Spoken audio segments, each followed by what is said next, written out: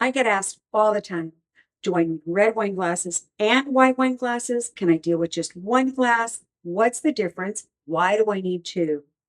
Here we go. Three things that the size and the shape of the glass affect: temperature, aromas, and where it hits your palate when you take that sip of wine.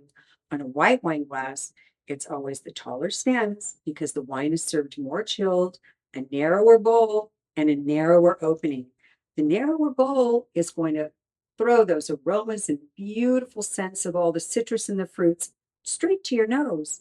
The narrower opening, when you take the sip, it puts the wine to the back of the palate. So you get all of those flavors that the winemaker wants you to have. Red wine glasses have a shorter stem. They're served a little bit warmer so that if your hand creeps up on the stem, it's not going to matter so much.